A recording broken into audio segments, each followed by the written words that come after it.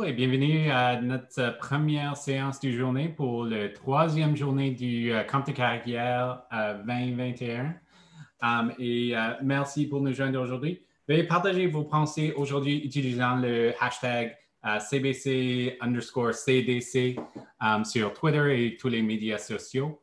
Je tiens d'abord à souligner que les terres sur lesquelles je vous joins font partie du territoire traditionnel non cédé du peuple Anishinaabe-Algonquin.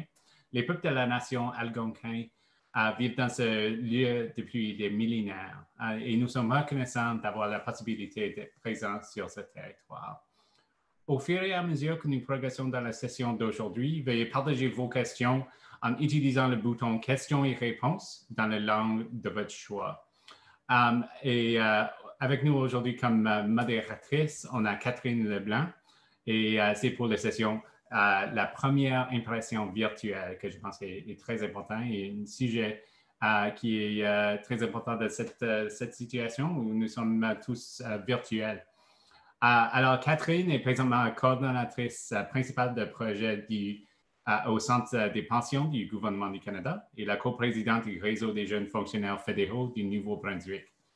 Elle est une fière acadienne qui a débuté sa carrière au sein de la fonction publique fédérale en 2015 en tant qu'étudiante. Merci beaucoup, Catherine, pour nous joindre aujourd'hui et je vais vous donner la parole. Merci. Merci beaucoup, Josh. Bienvenue à tout le monde pour la session, comme Josh a dit tantôt, la session sur la première impression virtuelle.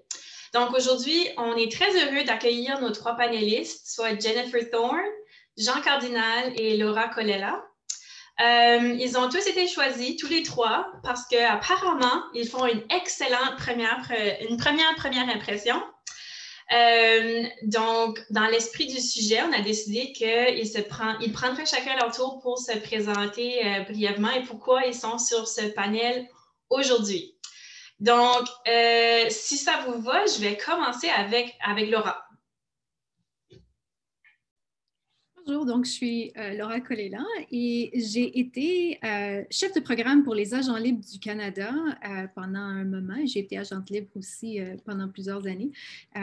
Donc, dans cette veine-là, j'ai eu l'opportunité de parler à énormément de gens qui ont dû faire des premières impressions virtuelles au sein du gouvernement. Super, merci beaucoup, Laura. On peut aller ensuite avec Jennifer. Merci, Catherine. Moi, je me joins à vous du Mont-Tremblant, qui fait aussi partie du territoire non cédé du peuple Anishinaabe-Algonquin. Donc, je tenais à le souligner. Et pour ma part, je suis au gouvernement depuis très, très, très longtemps. Donc, j'ai un grand bagage d'expérience peut-être à partager de ce point de vue-là.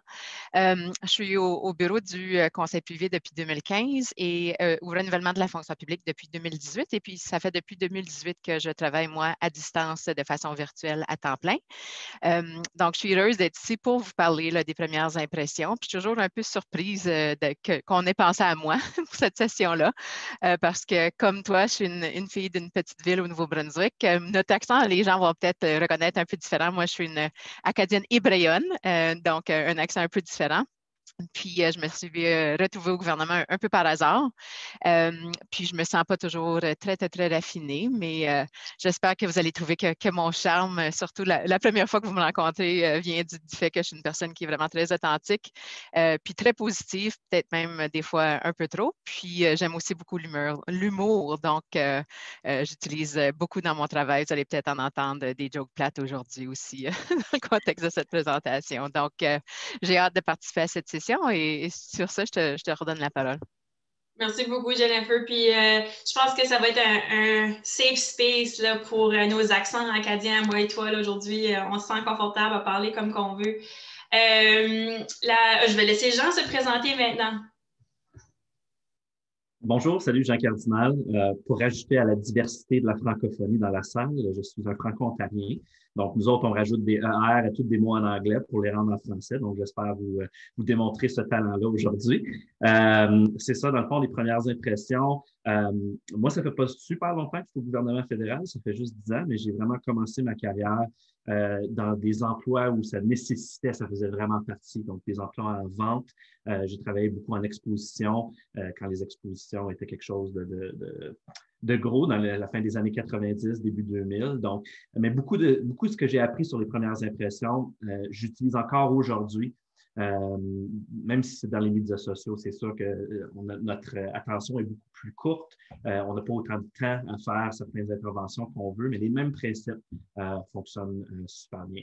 Donc, c'est ça. Moi aussi, c'est quelque chose que j'utilise encore beaucoup aujourd'hui dans mon travail, que ce soit avec mes partenaires, etc., les relations que je crée au sein du gouvernement, puis avant. Et les premières impressions ont toujours été quelque chose de très important afin de bien commencer une relation. Le reste est important aussi, bien sûr, mais bien hâte de vous parler de ça aujourd'hui et de mes expériences.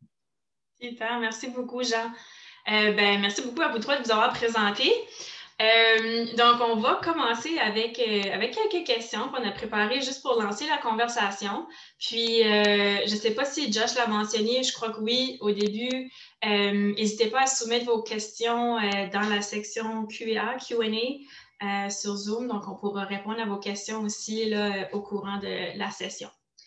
Donc, je vais lancer la première question à Jennifer. Fait que c'est ça, comme ça, je vais fonctionner. Je vais vous lancer chacun une question. Puis là, si vous avez quelque chose à ajouter, allez-y, ajoutez à ce que l'un ou l'autre des panélistes disent par rapport à cette question-là. Donc, la première question, je la lance à Jennifer. Je vais te poser la question suivante. Qu'est-ce qui constitue une bonne première impression et est-ce que ça change dans le contexte virtuel? On est habitué en personne, mais dans le contexte virtuel, est-ce que ça change? Puis je pense que tu es une bonne personne pour nous répondre ça puisque tu travailles de façon virtuelle, ça fait quelques années maintenant. Donc, je te laisse la parole. Merci, Catherine. Donc, pour moi, je pense que une bonne première impression, c'est le sentiment qu'on donne aux gens quand ils font notre connaissance. Pour moi, j'espère toujours que ça va être quelque chose de positif qu'ils vont retenir de m'avoir rencontré. Une des choses que je tiens à souligner, c'est que maintenant, avec les médias sociaux, puis comme je disais, ça fait très, très, très longtemps que je suis dans la fonction publique, donc au début de ma carrière, je n'avais pas à me soucier des médias sociaux parce que ça n'existait pas. Donc, les premières impressions étaient vraiment juste celles qu'on avait quand on parlait avec les gens au téléphone ou quand on les rencontrait en personne. Mais maintenant, avec les médias sociaux et les plateformes qui existent, on est capable de même, les gens peuvent avoir une impression de nous même avant de nous rencontrer. Donc, c'est quelque chose que je pense qu'on va revenir peut-être à quelques reprises aujourd'hui. Donc, c'est important, je pense aussi, de voir qu'est-ce qu'on met là, dans le public, puis quelle information à laquelle les gens sont en mesure d'avoir accès là, par rapport à nous autres. Puis je pense qu'il y a des choses dans ce domaine-là qu'on est capable de contrôler, puis peut-être des choses qu'on est capable de moins contrôler. Puis j'ai hâte un peu d'entamer cette discussion-là aussi parce que j'ai compris que peut-être lors de certaines sessions, les gens se sont impliqués dans les sessions de questions et réponses. Et pour moi, je pense que ce qui est important à retenir, que toutes les choses qu'on fait de façon virtuelle, c'est des choses aussi qu'on devrait faire si on était face à face avec quelqu'un.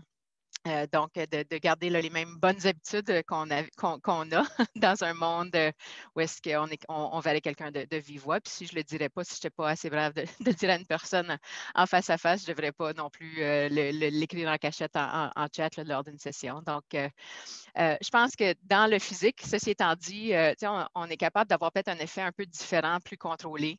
La personne que j'apportais au bureau avant, quand je me présentais physiquement au bureau, c'était la personne que je choisissais de porter, tout ce que je choisissais au niveau de mes vêtements, mon sac dans lequel je portais mes choses, est-ce que je me présentais le matin avec un Starbucks ou un Tim Hortons, toutes ces petites choses-là donnent des signaux aux personnes avec qui on interagit. Des fois, c'est même, on s'en attend même pas, on y pense même pas.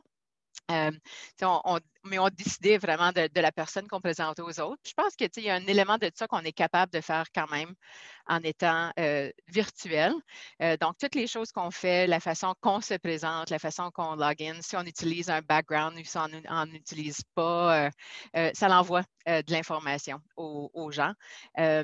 Donc, moi, je trouve que c'est drôle la question de rester ou de travailler de la maison maintenant. Je trouve que ça a un peu plus personnel, les relations qu'on a avec les gens. Puis autant que les gens peuvent dire que c'est très impersonnel de faire tous des meetings par visioconférence, pour moi, je ne sais pas. J'aime ça voir les photos derrière Laura. Je vois plus comment elle décore sa maison, les couleurs qu'elle choisit. Même chose pour Jean, maintenant qui est chez eux à la maison et qui n'est pas dans son bureau à Sticou.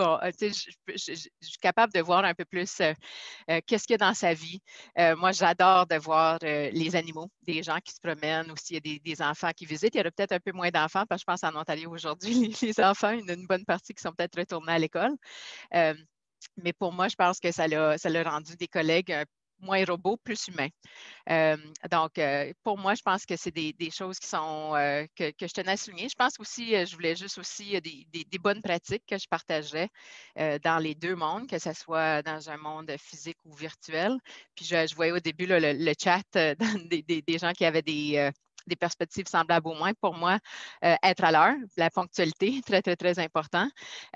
Aussi, d'avoir une disposition ouverte lorsqu'on a d'avoir le cœur ouvert, l'esprit ouvert, puis d'avoir une écoute attentive aussi, parce que c'est très facile, je pense, quand on était tous assis autour d'une table, on voyait quand les gens étaient sur leur téléphone, faisaient d'autres choses. Maintenant, c'est facile de se cacher et de faire des choses, puis pas vraiment porter autant attention quand on est dans un monde virtuel. Donc, je pense de vraiment faire preuve d'écoute attentive est quelque chose qui est très important pour moi. Puis surtout, lors d'une première rencontre, quand je rencontre les gens, je veux m'assurer qu'ils ne sont pas distraits par mille et une autres choses. Donc, quelques perspectives juste pour partir la conversation. Super, merci beaucoup, Jennifer. C'était vraiment la bonne information. J'aime beaucoup quand tu dis d'amener la même personne où tu choisissais d'amener quelqu'un au bureau, puis il faut un peu avoir cette même intention-là quand on se présente de façon virtuelle, comme faut. J'aurais pas pu venir m'asseoir ici ce matin avec mon hoodie puis mon top knot là, puis il faut vraiment mettre cette intention-là. Jean-Laura, est-ce que vous avez quelque chose à ajouter à ce que Jennifer a partagé? Oui, vas-y. Oui, je suis très d'accord avec tout ce que Jen a dit. C'est sûr que, en parlant de première impression d'ailleurs, j'ai voulu mettre une cravate un matin, mais après 9 mois de pas d'en faire, je n'étais plus capable.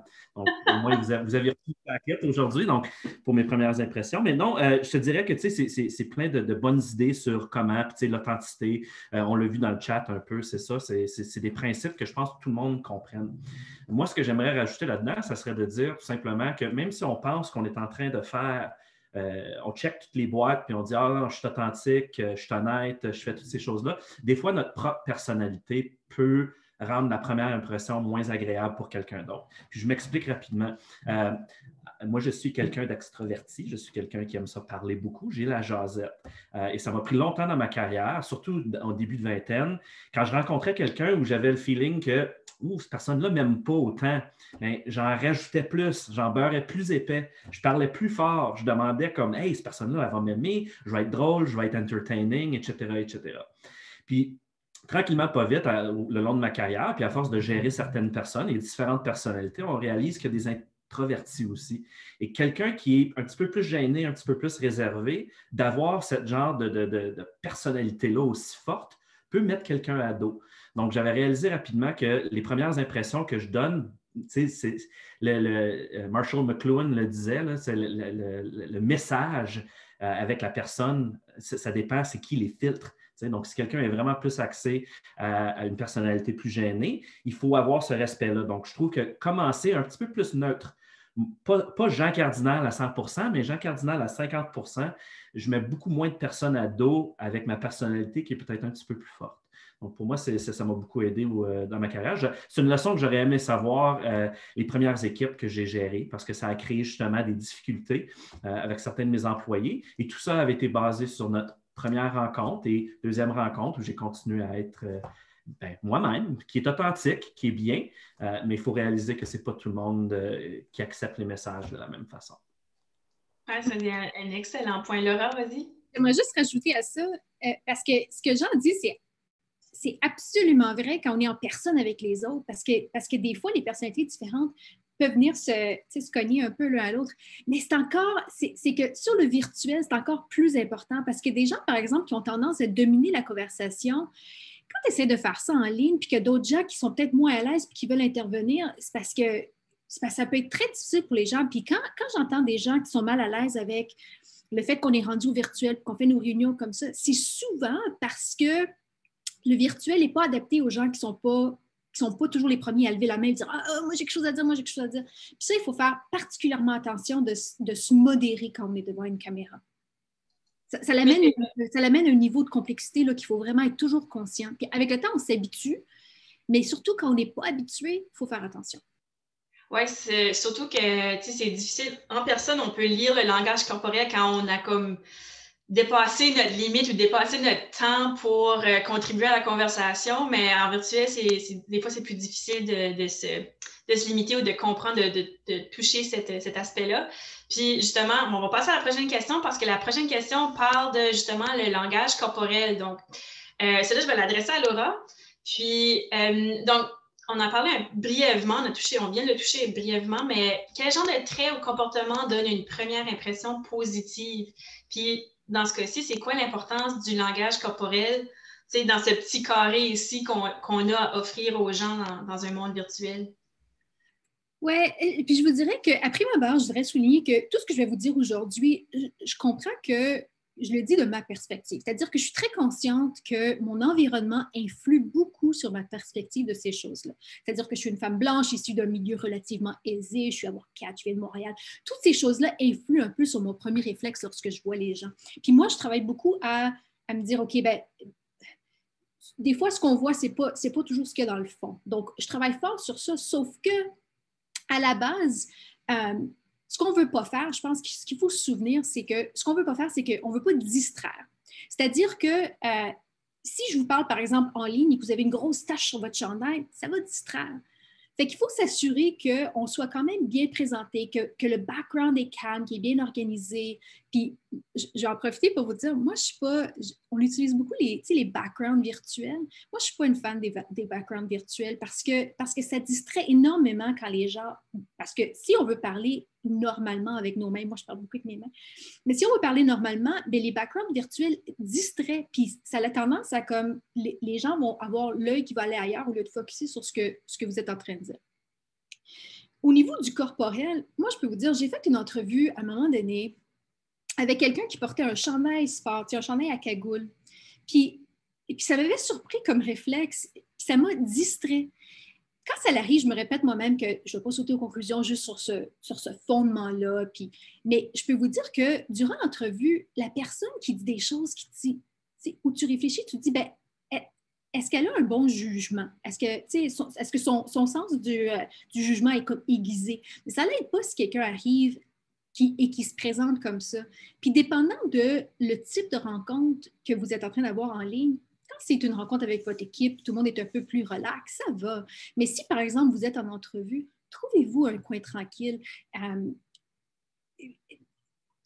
Par exemple, je veux dire, encore une fois, je faisais une entrevue, puis il y avait quelqu'un qui est dans le background, son conjoint se promène au frigo pour aller chercher une collation, puis commence à préparer son sandwich.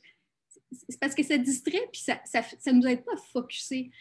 Puis, tu sais, on rit souvent du fait que, bon, les gens disent « Ah, ben, je n'ai pas besoin de porter de pantalon tant que ça va du haut. » Mais c'est pas vrai, je vous dirais. Moi, le matin, quand je me prépare à aller travailler, je me prépare physiquement, mais je me prépare mentalement à aller travailler. Je m'habille, je me brosse les cheveux, je me brosse les dents, peu importe ce que vous faites le matin, parce que tout ça a un impact sur l'attitude que j'amène au travail. Si je ne fais pas attention à moi, ça se reflète sur mon attitude, sur mon non-verbal, même quand on est à distance. Puis d'un certain égard, un peu plus même.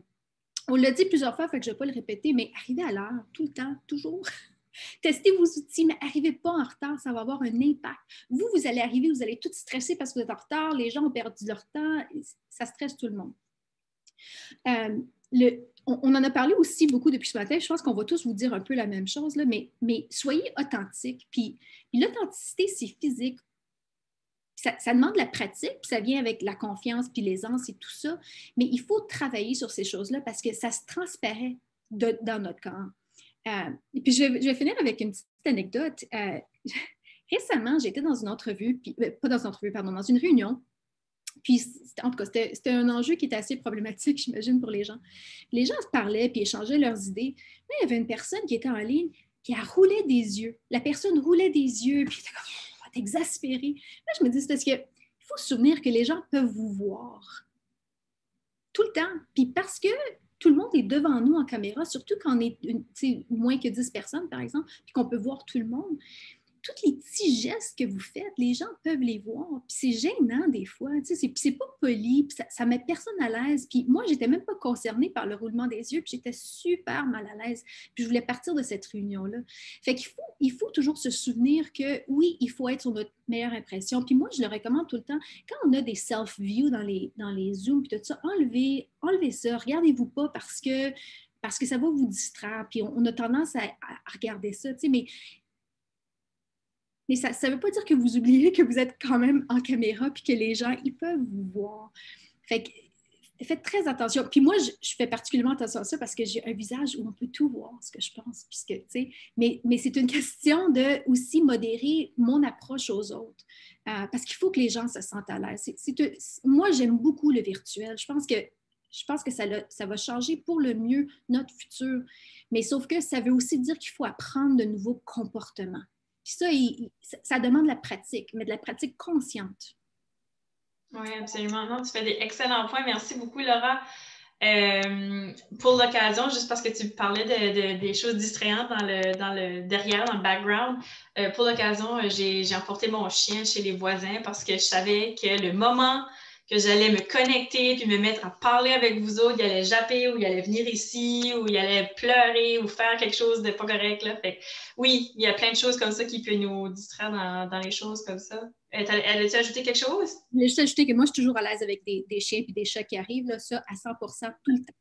C'est distrayant. J'ai passé une entrevue, puis il s'est mis à japper en même temps, puis j'étais tout chamboulée. Mais en tout cas, Jean, Laura, est-ce que vous avez quelque chose à ajouter à ce que Laura a partagé? Jean, Jennifer, excusez, j'ai dit Laura. Si je peux rajouter merci pour ton chien parce que je suis allergique, puis je ne voulais pas être en train d'éternuer pendant la rencontre. Ouh, excuse-moi. Oui, merci. Non, mais c'est ça, effectivement. Moi, c'est pas je ne suis pas nécessairement confortable devant une caméra. Pour moi, je suis quelqu'un, mon background en vente, tout ça, le face-à-face, l'interaction humaine, pour moi, c'est incroyablement important. Mais comme Laura a dit, c'est de s'habituer à quelque chose de nouveau. Puis effectivement, beaucoup de mon visage trahit malheureusement ce que je pense. J'ai fait l'erreur aussi d'avoir oublié de fermer ma caméra et effectivement, un petit roulement d'yeux, la façon que ça peut être interprété peut justement créer des ennuis. À chaque jour, on a la chance de donner une nouvelle première impression. Surtout dans le monde virtuel, je trouve, chapeau à tous ceux et celles qui ont commencé dans une nouvelle équipe. Ou ils ont même commencé à être des gestionnaires dans une nouvelle équipe pendant ce temps-là. Tu n'as pas l'avantage d'avoir eu la chance de rencontrer et de voir la personne pour comprendre justement c'est qui cette personne-là, c'est quoi ses fils, comment qu'elle pense, etc. Puis un peu que Laura a mentionné, elle a décrit justement un biais inconscient. Il existe un biais inconscient, puis le nom m'échappe, j'ai pris mon cours là-dessus il y a quelques semaines, mais c'est le biais inconscient qui dit que la première impression que j'ai eue de cette personne-là, c'est ça la personne. Peu importe ce que cette personne-là fait après, mettons, ils ont fait une erreur, puis là, 5 ans plus tard, quelqu'un me dit, puis est-ce que Georges, il est bon dans ce travail-là? Ah non, il a fait cette erreur-là il y a 5 ans. Mais là, on assume que c'est ça. Puis ça aussi, il faut faire très attention parce qu'on le fait tous. On est tous des êtres humains. En entrevue, on le fait. Tu vois, moi, un chien ne me dérange pas, mais d'autres personnes, peut-être que ça leur dérange. Quelqu'un d'autre, peut-être que ça ne dérange aucunement d'avoir un hoodie. D'autres personnes, l'habillement est important. Donc, c'est justement cette ouverture-là, il y a un petit peu cette flexibilité-là. Je ne dirais pas d'être neutre dans tout. On a nos opinions, on a notre façon de penser, on a notre façon d'habiller aussi. Mais quand on patauge dans les extrêmes, on a peut-être une opportunité de choquer plus, des choses de même. Donc, surtout quand on rencontre quelqu'un, moi, j'essaie de garder un petit peu un décorum, c'est peut-être pas le bon mot, mais un filtre de neutralité qui, je vais voir jusqu'à quel point mon niveau de confort ou cette personne-là, son niveau de confort est avec moi. Donc, je trouve que c'est important de tranquillement, pas vite, de se positionner. Et utilise ta personnalité. Sois authentique. Je ne dis pas de changer qui tu es. Tu sais, Jen a parlé d'humour. Moi aussi, j'utilise beaucoup, beaucoup d'humour. Puis c'est ça que j'aime faire aussi. Mais est-ce que mon humour avec quelqu'un que je connais depuis 10 ans va être la même avec quelqu'un que je viens juste de rencontrer? Absolument pas. Tu sais. La façon certaines personnes sont brusques, très directes. Ça aussi, c'est un style. Moi, j'ai un boss qui est très direct. Ça fait 10 ans que je le connais. Il n'y a plus rien qui me choque. Mais il y a certaines choses qu'il dit, s'il l'aurait dit la première journée, peut-être que je n'aurais pas réagi aussi bien. Donc, ça aussi, c'est très important. Jennifer? Oui, bien, je suis contente, Jean, que tu aies découvert un filtre. C'est toujours important. C'est peut-être depuis qu'on a travaillé ensemble. Non, je fais des blagues. Encore, ça dépend des circonstances. Mais juste renchérir sur ce que mes collègues ont dit. Je pense que, tu sais, on a parlé de la première impression, mais aussi on a toujours, à chaque fois qu'on rencontre des gens, une chance de faire une nouvelle première impression. Mais je pense que pour moi, c'est important certainement de penser, de songer au début d'une journée, quand on se prépare pour la journée qui nous attend, de songer à comment on se prépare. Puis, comme Laura, moi, je suis du genre que j'ai besoin de me préparer pour aller travailler. Ça me met dans un esprit différent que de juste me lever puis de descendre parce que, tu sais, on est dans la maison, de descendre dans le sous-sol, dans mes pyjamas puis de commencer à travailler. J'ai pas le même état d'esprit que si je suis prête pour aller travailler.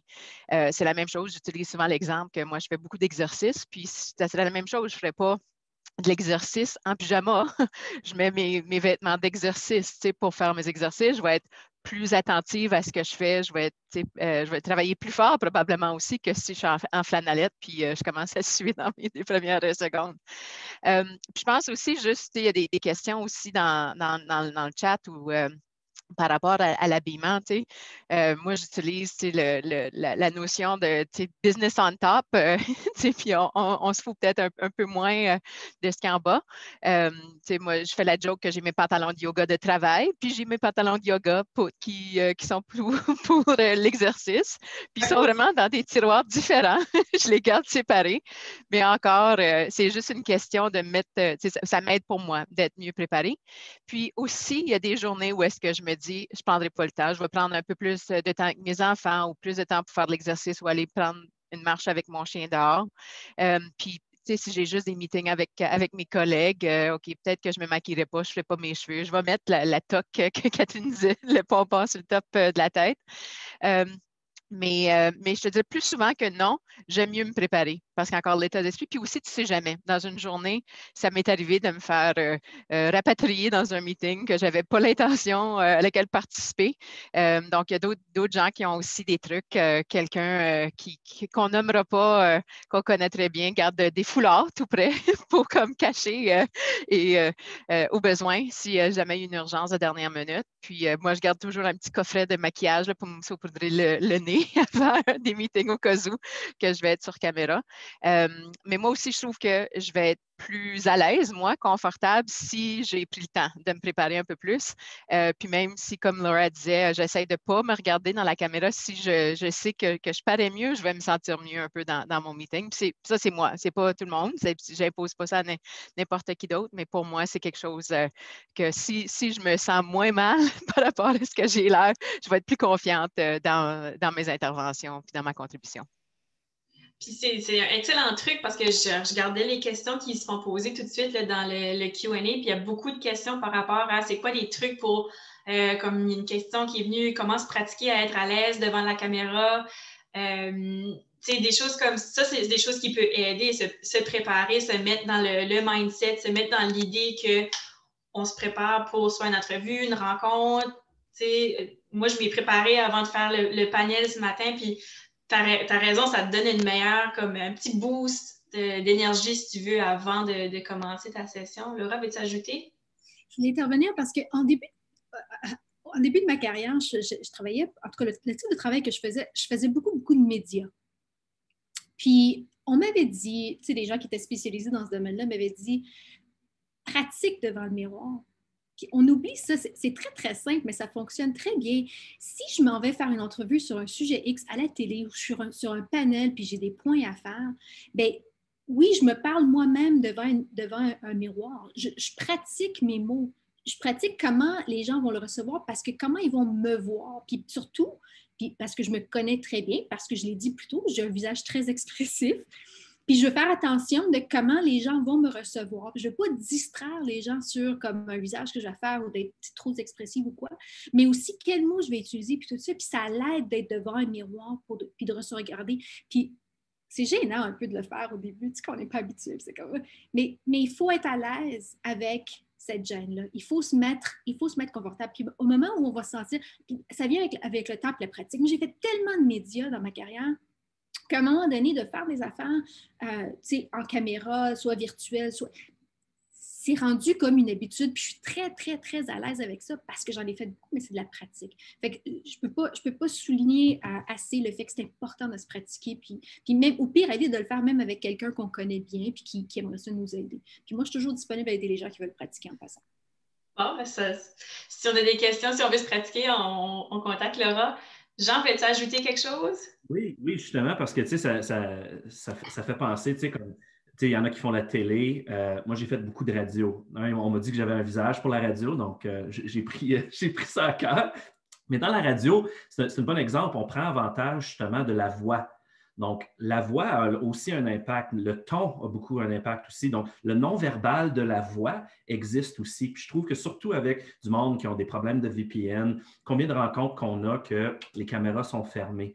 Donc, être capable de parler très clairement, de bien articuler aussi, c'est hyper important. J'ai beaucoup adoré l'idée de Laura. Tu sais, c'est vrai, on se pratique devant une caméra, mais pense aux conversations. Tu peux te pratiquer, devant un miroir. On se pratique devant un miroir pour une grosse présentation.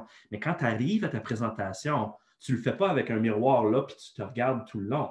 Tu regardes ta foule. Donc, j'adore l'idée de fermer ta propre caméra. C'est drôle, hein, dès que Laura l'a mentionné, je me suis dit, regarde pas, puis je me suis regardé, tu sais, puis je voyais les yeux à Jen faire la même chose, elle essayait, she was fighting, non, elle a regardé, tu sais. Donc, je pense que ça aussi, c'est hyper important oui, pratique-toi, regarde de quoi tu as de l'air. Même, on l'a souvent fait quand on était jeune, hein, les Gen Xers, on se recordait, play record. Puis on dit, oh mon Dieu, je suis donc bien drôle, c'est pas ma voix, ça, tu sais, parce que ça résonne différemment. Mais écoute-toi, puis c'est ça que les autres vont entendre aussi. Donc, je pense de s'assurer que tu pratiques tes autres outils. Pas seulement juste le visuel, mais le verbal et le ton et la rapidité. Ça, c'est quelque chose que je travaille dessus encore aujourd'hui. Je parle beaucoup, beaucoup trop vite. Puis quand je suis dans un moment, comme maintenant à 10 heures, où j'ai mon 8e café dans le corps, j'ai envie de juste parler très, très, très vite. Mais il faut se souvenir de bien ralentir et articuler. Merci. Tout le monde puisse comprendre le message. Oui, c'est super. Merci, Jean. Laura, un dernier commentaire avant qu'on passe à la prochaine question. Oui, vas-y. Oui, juste rapidement, j'ai fait aussi beaucoup de je ne sais pas comment on dit en français, mais des voice-over pour des vidéos ou des traductions, des affaires comme ça. Puis quand on parle, puis j'ai beaucoup aimé ce que Jean disait, parce que quand on fait des voice-over, la différence entre le faire bien et le faire mal, c'est de mettre de l'expression dans ta voix.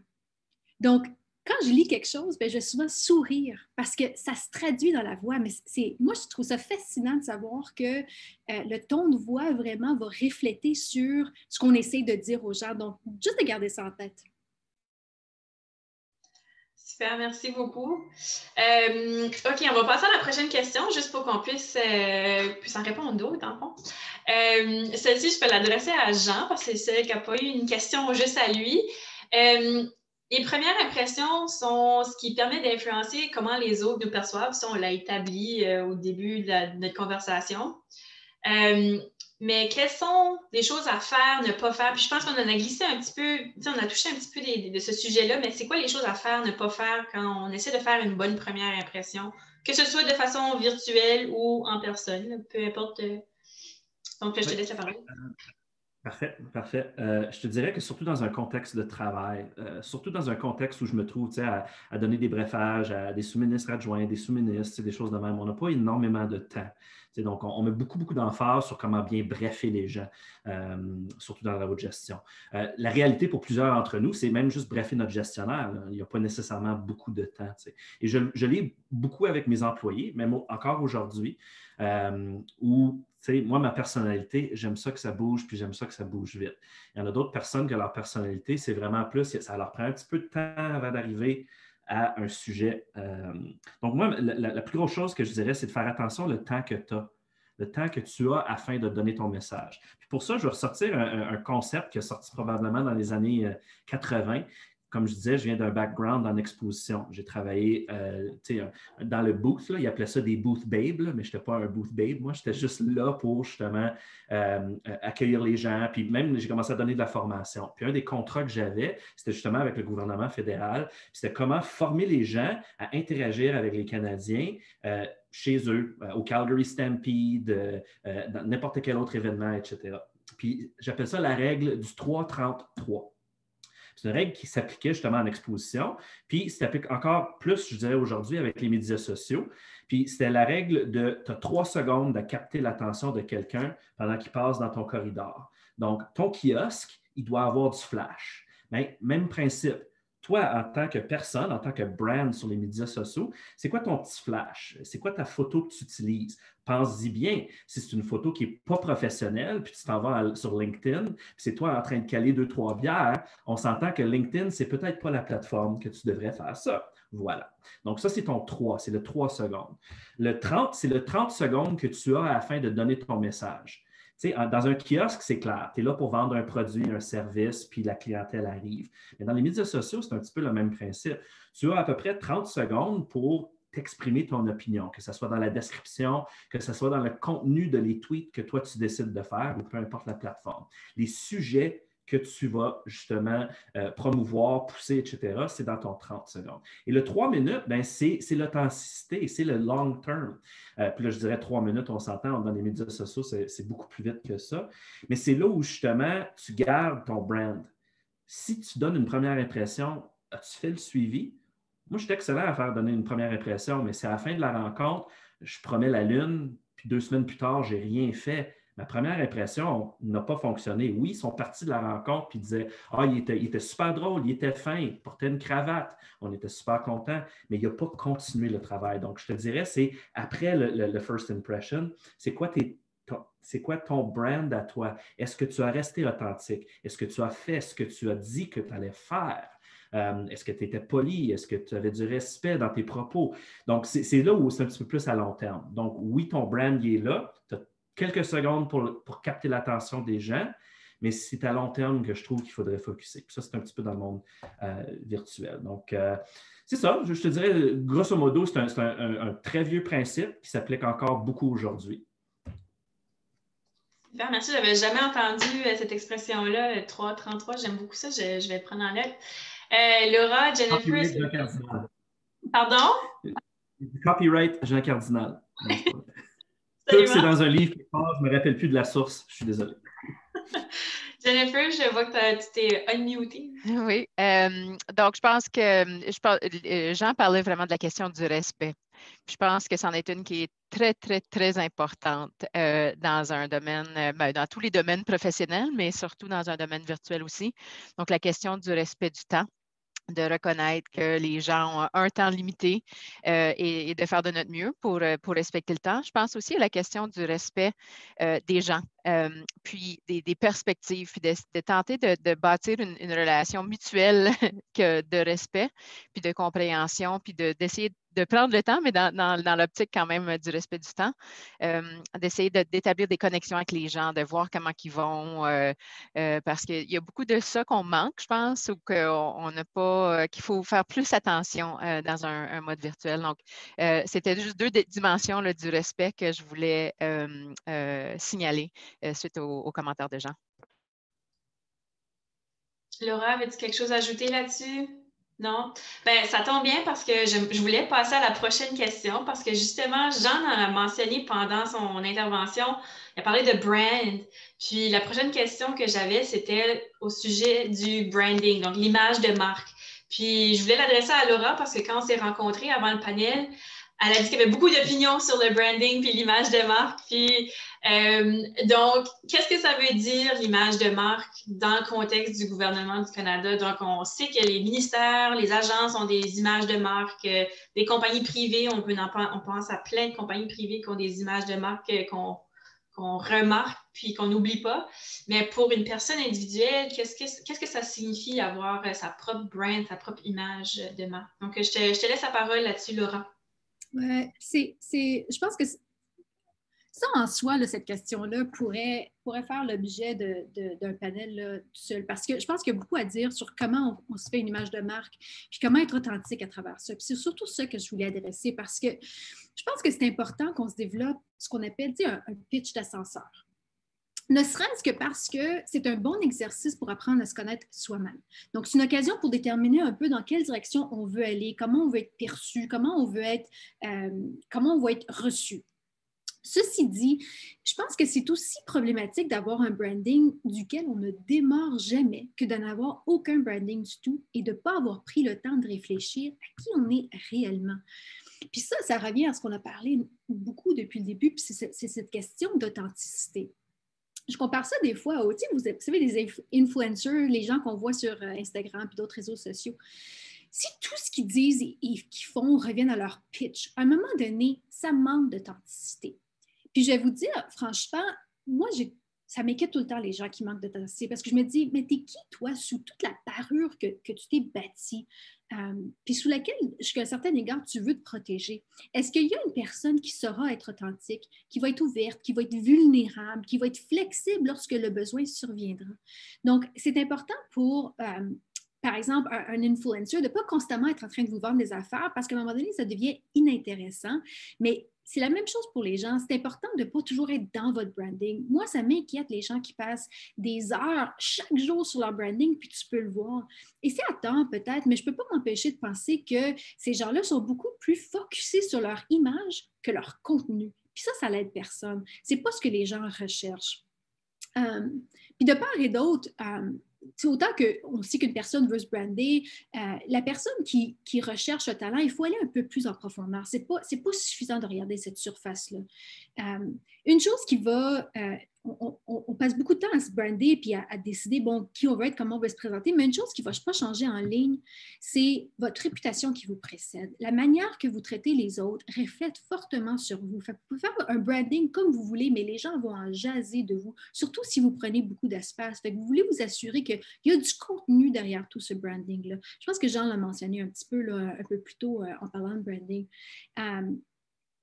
Il faut le développer, le pitch d'ascenseur, parce que si on ne se définit pas, les autres vont le faire pour vous. Fait que c'est important d'avoir le contrôle sur ça, puis de le ramener. Mais vous devez, c'est une question de trouver la balance entre c'est quoi mon pitch, qui je veux être, et comment est-ce que je peux être authentique dans tout ça, puis pas me laisser essentiellement m'avaler par tout ce qui est branding, puis tout ça, parce que c'est problématique. Puis honnêtement, je vois beaucoup de gens là, qui focusent énormément sur le branding, puis je pense que ce n'est pas la bonne direction. Jennifer, as-tu quelque chose à ajouter? Oui, je pense que ce que je voulais rajouter de mon côté, c'est que malgré que la fonction publique regroupe, je pense qu'on est à peu près à 270 000 fonctionnaires là, pour l'instant, grosso modo, plus ou moins quelques milliers, mais c'est un village. Donc, moi, je suis toujours surprise le nombre de personnes qui connaissent des gens que je connais ou des gens que je vais côtoyer ou croiser à un moment dans ma carrière que je vais recroiser à un autre moment. Donc, je pense que c'est vraiment très important de faire attention et de prendre soin sur la façon qu'on transige avec les gens et les impressions qu'on laisse tant dans nos interactions qui sont synchronisées que celles qui sont peut-être asynchronisées, qui sont faites à travers d'autres plateformes. Moi, on parlait un petit peu des médias sociaux. Je suis plutôt disciplinée dans les différentes plateformes que j'utilise pour les différentes choses. Donc, pour moi, Instagram, Facebook, c'est uniquement personnel. Je le fais juste pour ma famille, pour mes amis, pour des collègues qui sont devenus des amis, mais je fais rien vraiment qui est relié au travail sur ces plateformes-là, où j'essaie, du moins j'essaie. Twitter, je dirais, chevauche un peu les deux côtés. Donc, j'utilise Twitter un peu pour le personnel, mais aussi pour du professionnel. Et LinkedIn est vraiment uniquement pour l'utilisation professionnelle de mon côté. Puis l'authenticité dont Laura parlait, c'est intéressant parce que moi, je suis quelqu'un qui a de la misère à me mettre là et à partager mes points de vue, même surtout, je te dirais, du côté professionnel. Je me dis, les gens, ils ne sont pas vraiment intéressés à ce que moi j'ai à dire ou je ne sais pas, je ne suis pas une personne qui est très deep dans mes pensées. Donc, je suis quelqu'un qui va là plus comme source d'information, où est-ce que j'essaie d'aller trouver de l'information que je pense qui peut m'être utile, puis je partage de l'information que les autres partagent, que je pense qui pourrait être d'intérêt pour les autres. Donc, c'est la façon que moi je fais. Donc, je suis comme le contraire de ce que Laura décrivait comme un influencer parce que je suis tellement là, je passerais des heures et des heures à essayer de penser à qu'est-ce que je pourrais mettre là qui serait d'intérêt, puis je n'aurais pas d'idée, je serais trop... stressée de dire quelque chose qui était impertinent. Donc, mais je pense que c'est chaque personne doit réfléchir et songer. Puis je pense qu'on doit être un peu plus délibéré dans nos façons de faire et dans l'information qu'on met là, qu'est-ce qu'on souhaite partager. Puis juste une autre dimension qui n'est pas nécessairement reliée aux médias sociaux, mais juste que je pense qui est importante aussi dans la question du branding, c'est d'être le plus informé possible et d'être connaissant dans nos domaines.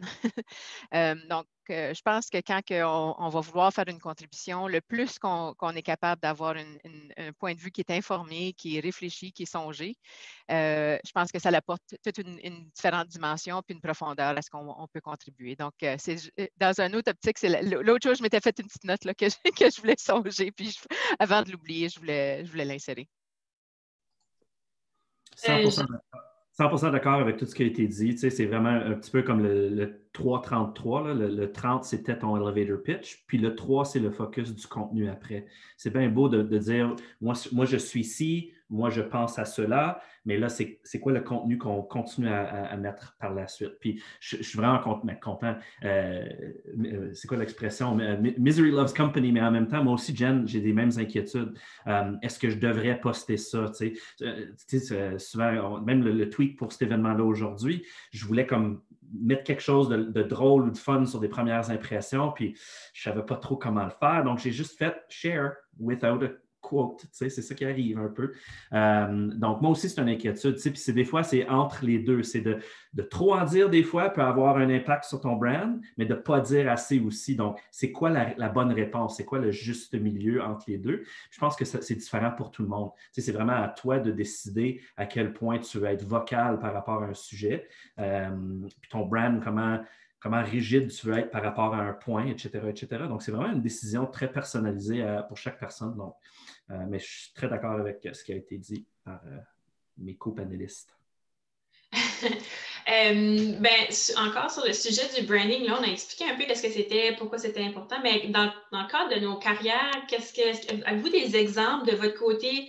Je ne sais pas si vous avez déjà réfléchi à votre propre brand. J'imagine que oui, si vous êtes à un certain niveau dans votre carrière.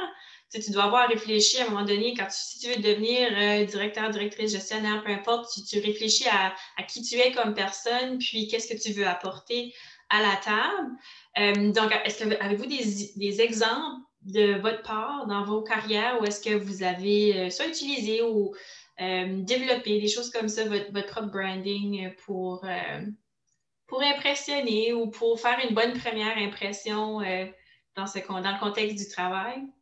Laura, je vois que tu t'es enlevée de mute, là. Ouais, je ne suis pas sûre que c'est pour impressionner comme stratégiquement, mais c'est parce que moi, je le fais. Oui, je le fais. Je ne passe pas énormément de temps là, sur le branding parce que, comme j'ai expliqué plus tôt, je pense qu'on passe trop de temps, ça devient inauthentique. Mais oui, bien sûr que j'y ai pensé. Mais c'est parce que je veux pouvoir... Les gens on vit dans une société où tout est super rapide. Les gens n'ont pas le temps de passer comme... Puis ils ne sont pas intéressés à attendre 30 minutes de qui tu es. Ça n'intéresse pas les gens. Fait qu'il faut pouvoir se décrire en quelques mots.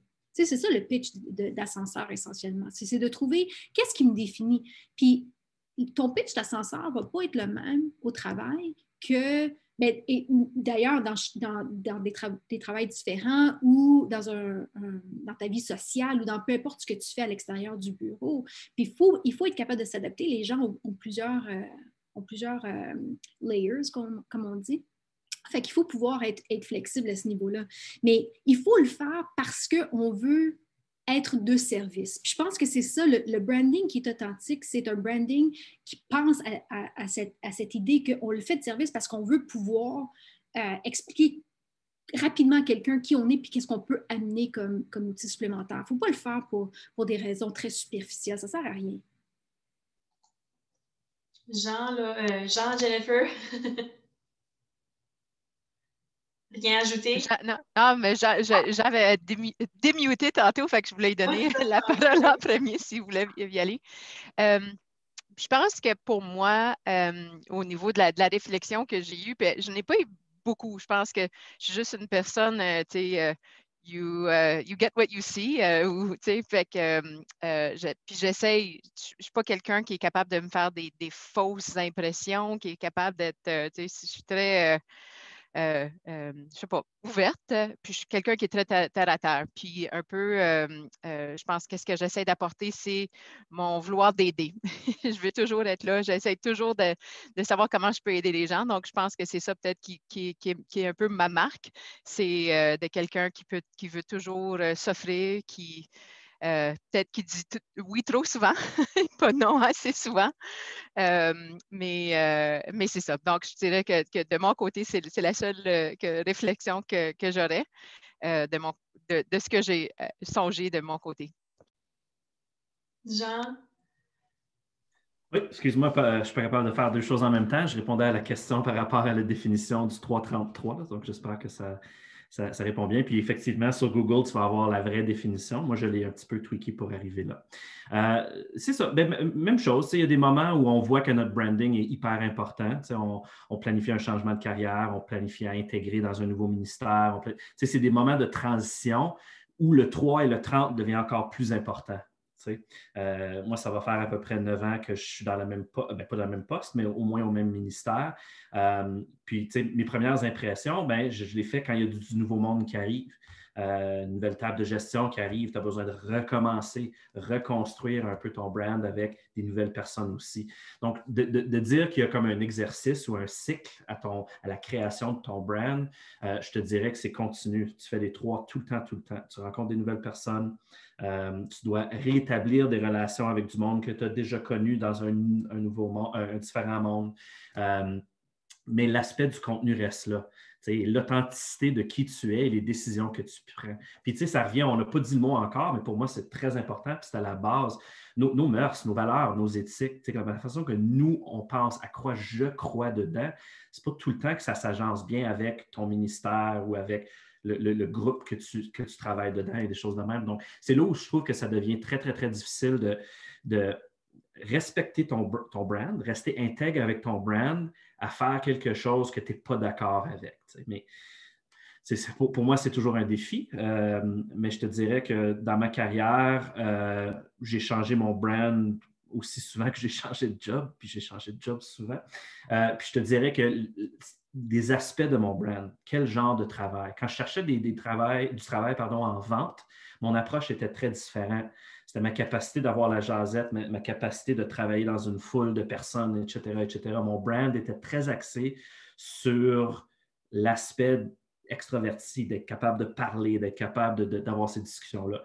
Quand j'ai rentré dans un job de gestion ou même de direction, c'est là où j'ai dû prendre un peu de recul de cet aspect-là de ma personnalité et focuser plus sur la valeur sur mes employés qui se sentent à l'aise avec moi. Ce n'est pas tout le monde qui sont axés autant que sur les résultats. Donc, comment est-ce que tu gardes ces personnes-là motivées à travailler? Donc, je te dirais encore une fois, ton brand, il n'est pas statique, il va continuer à évoluer. Et je te dirais qu'encore une fois, assure-toi d'avoir quelques différents chapeaux que tu peux porter, tout dépendant c'est qui ton audience, à qui tu parles présentement.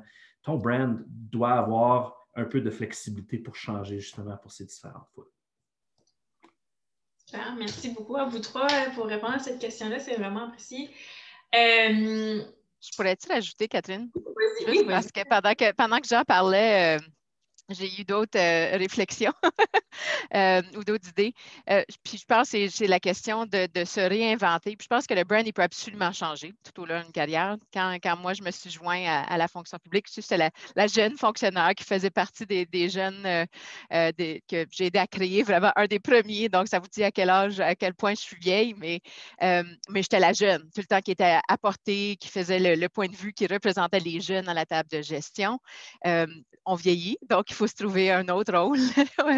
Et donc, j'ai cultivé jusqu'à un certain point, mais je pense que c'est juste encore, c'était un peu plus inné, c'était de par mon expérience, un peu à travers de ma personnalité. Je pense que quand on change de poste aussi, dépendamment du rôle qu'on joue, donc Laura était dans les agents libres, donc je pense que les agents libres aussi amènent un peu un branding avec eux. Si on s'annonce comme agent libre, si on est dans un ministère versus un autre, moi j'ai travaillé à l'école longtemps aussi, donc la perception que les gens avaient de moi quand j'arrivais venant de l'école versus maintenant quand je suis au bureau du conseil privé, c'est juste les gens ont des perceptions, puis un peu l'historique et le rôle des ministères peuvent changer. Ce que tu apportes ou ce que tu es perçu au moins, du moins à apporter. Puis, quand j'ai commencé mon rôle virtuel, j'étais le spokesperson pour les personnes virtuelles, puis les personnes virtuelles au bureau du conseil privé. Donc, c'était quelque chose que j'apportais avec moi juste de par les décisions que j'avais prises et les rôles que j'avais pris. Donc, c'est des choses auxquelles on peut songer, dépendamment des différentes. On associe des choses dépendamment au groupe et niveau. Est-ce que tu es un gestionnaire? Est-ce que tu ne l'es pas? Est-ce que tu es un cadre? Donc, c'est toutes des choses les gens, on a tous des billets qui sont innés.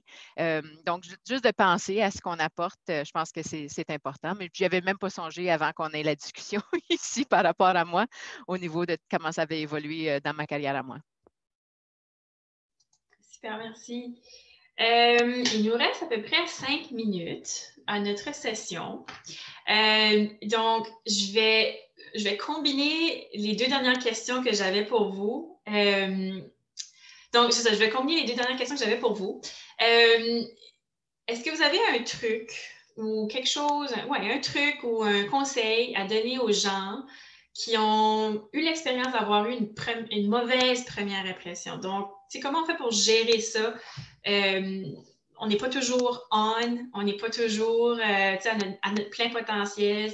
On a mentionné à plusieurs reprises que c'est pas toujours évident de façon virtuelle, ça n'est pas plus en personne. Donc, avez-vous un truc ou un conseil à quelqu'un qui sait j'ai pas fait une bonne première impression, qu'est-ce que je peux faire pour me rattraper à ce sujet-là? Donc, je vois que Jean est déjà pas sur mute, là, je vais te laisser la parole, Jean. Trop excité à répondre à cette question-là. Dans le fond, je dirais qu'il y a quelqu'un qui a écrit dans le QA aussi, on peut-tu le rattacher à des entrevues et des choses de même? Puis ça aussi, c'est très important. Je viens juste de terminer à peu près 40 entrevues pour un bassin qu'on fait. Puis j'ai été un petit peu choqué par le montant de personnes qui ont présenté leur candidature en entrevue. Puis on s'entend au gouvernement, c'est très, très, très formel. Hein. Moi, j'ai encore de la difficulté à patauger ça, mais il faut vivre dans ce carré de sable-là. Donc, la capacité de raconter une histoire, la capacité de rattacher une histoire ensemble. Quand on parle de nos expériences, ça a une introduction, ça a tes points saillants, ça a une conclusion pour le ramener. C'est d'être capable de bien s'exprimer. Écoute-toi sur ta radio, pointe ta vieille machine à cassette des années 80, là, écoute comment tu parles, écoute le débit dont tu parles dedans. Regarde justement, se pratiquer devant le miroir, etc. Il y a eu beaucoup de petits conseils ici et là, mais l'important, c'est que tu n'as aucune idée, la personne que tu vas parler, surtout en entrevue, c'est l'entrevue quoi aujourd'hui? Ils viennent juste de passer 6 heures à écouter d'autres personnes. Si toi, tu arrives très neutre, pas excité, je raconte mon histoire comme ça, veux pas le gestionnaire, autant qu'ils veulent te donner la chance, tu ne seras pas remarqué. On va dire, j'ai pas entendu toute son histoire, etc. Donc, de rentrer un petit peu avec cette perspective-là, OK, ces personnes-là sont brûlées. je dois être vite à dire ce que je veux dire, je dois focusser sur ce qui est important, puis je dois tout rattacher ça ensemble dans une belle petite histoire. Quand c'est des points shootés un petit peu tout partout, qui est un de mes défis, parce que quand tu parles vite, tu penses vite, bien, c'est ça qui arrive. Hein? Tu tires plein d'affaires, puis là, soudainement, tu te dis « Ah, wow, j'ai tellement été bien dans ma présentation, j'ai été... » Puis là, tu te réécoutes après, là, puis tu te dis « boy, peut-être que non. » Je fais partie des Toastmasters, je vous le suggère pour ceux qui font beaucoup de présentations. C'est une excellente façon de pratiquer devant une foule de personnes, pour ceux et celles qui n'aiment pas ça. Mais les mêmes principes pour dans des meetings, des entrevues, comment tisser une histoire ensemble, comment s'assurer qu'on reste ça. L'école aussi a une vidéo sur des briefages de 2 minutes, How to give a 2-minute briefing. C'est une vidéo de 2 minutes, ça prend 2 minutes pour l'écouter. Avant d'aller faire un briefing, avant d'aller présenter quelque chose chez du monde, écoute-le. Je dois l'écouter à peu près 12 fois par année, cette vidéo-là. Je pense que je suis même capable de le raconter par cœur. Mais c'est des petits... Ah, oublie pas ça quand tu vas arriver. Puis tu sais, ça fait 3-4 mois, tu n'as pas présenté à ton DG, tu n'as pas présenté plus tard. Prends ça, regarde ces outils-là. Ça vaut la peine absolument. Merci. Juste rapidement, Laura. Et si je peux, pour répondre à la question, donc, ce que je veux faire, c'est inviter les gens à faire le suivi. Si vous pensez avoir fait une mauvaise première impression, faites le suivi avec les gens. Moi, j'ai des gens qui ont fait ça, puis j'ai beaucoup apprécié. Ça parle beaucoup d'authenticité, de dire, tu sais quoi, j'ai l'impression que je ne t'ai pas donné la meilleure impression. Est-ce qu'on peut se jaser ou est-ce que je peux te dire telle chose? Fait que ça, je mets beaucoup l'emphase là-dessus. Mais l'autre chose, de l'autre côté, là, des gens qui reçoivent l'impression, moi, ce que je vous conseille, c'est soyons gentils l'un avec l'autre. Tu sais, le principe de kindness, quelqu'un a mis dans les questions, qu'est-ce qu'on fait avec les enfants qui sont à la maison, puis psycho, puis tout ça. Ce qu'on fait avec ça, c'est qu'on est compréhensif envers les gens. La situation est différente, c'est difficile pour tout le monde. Jugez pas les gens à cause d'une mauvaise première impression. Puis ça, c'est un exercice mental qu'il faut toujours comme se rappeler. Oui, c'est peut-être une mauvaise première impression, mais moi, j'ai une responsabilité de faire en sorte que la personne a l'opportunité de rectifier cette impression-là. Super, merci. Jennifer, rapidement. Oui, je pense que pour moi, tout ce que j'ajouterais, c'est d'être délibéré dans nos actions, puis d'être préparé dans la mesure du possible. Je pense que dans un contexte de pandémie, on est capable de se préparer comme toi-même, Catherine, d'aller amener tes ton chien chez le voisin. Mais il faut, comme on dit, avoir de la compassion, de l'empathie pour les gens et d'être conscient que la réalité qu'on vit en ce moment va évoluer aussi. Au moins, j'ose espérer qu'on va se retrouver dans une situation un jour où est-ce qu'on va avoir plus un mix, puis que c'est le temps aussi de commencer à se préparer à réfléchir de comment on va vouloir se présenter et cette première impression-là, virtuelle ou physique, comment on veut la présenter et l'alimenter dans les années à venir. Donc, c'est tout. Super, merci beaucoup. Donc, on a dépassé de 1 minute. Je suis désolée pour les participants, mais merci énormément à Jean, à Laura, à Jennifer d'avoir partagé avec nous leur sagesse sur la première impression. J'espère que vous avez appris des nouveaux trucs, vous avez pris en note des conseils. Je sais qu'il y a eu plusieurs questions par rapport à des tutoriels ou des informations pour mieux se présenter ou adapter notre caméra. On va s'occuper de tout publier ça sur les pages wiki du réseau des jeunes. Donc, n'oubliez pas que le camp carrière n'est pas terminé. Il y a encore des sessions cet après-midi et mercredi. Puis sur ce, je vous souhaite une excellente journée. Merci d'avoir participé en grand nombre. Puis à bientôt. Merci beaucoup, Jean, Laura et Jen.